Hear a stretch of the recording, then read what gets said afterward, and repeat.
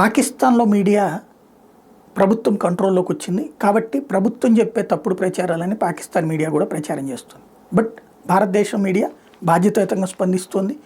ప్రభుత్వం ఇచ్చిన ఇన్ఫర్మేషన్తో పాటు పబ్లిక్ దగ్గరికి వెళ్ళి నిజాలు చెప్తోంది. అయితే పాకిస్తాన్లో నెటిజన్స్ మాత్రం భారతదేశానికి సంబంధించిన 5 రఫేల్స్ కూల్చామంటే ఆధారాలు అడిగారు. వాళ్ళు చూపించిన ఫోటోలు తప్పని తేల్చారు. ఎక్కడో జరిగిన వాటిని ఇక్కడ అన్నటువంటి. అట్లాగే భారతదేశంలో ఆ బేసులు ధ్వంసం చేసాం, ఈ బేసులు ధ్వంసం చేసామన్న దానికి కూడా పాకిస్తాన్లో మా కళ్ళెదురుగుండా మన బేస్ ధ్వంసమైంది, మా ఇంటి ఎదురుగుండానే వచ్చి పడింది. అదే సందర్భంలో వాళ్ళు సైన్యాన్నే టార్గెట్ చేస్తున్నారు, నేవీనే టార్గెట్ చేస్తున్నారు, ఎయిర్ ఫోర్స్నే టార్గెట్ చేస్తున్నారు.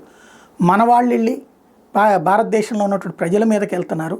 ఇది ఎంతవరకు రైట్ అంటూ వాళ్ళు ఒక వర్గం క్వశ్చన్ చేస్తుంది. వాళ్ళందరూ ఇమ్రాన్ ఖాన్ వర్గం అని, యాంటీ నేషనల్స్ అని అక్కడ ప్రచారం ప్రారంభమైంది.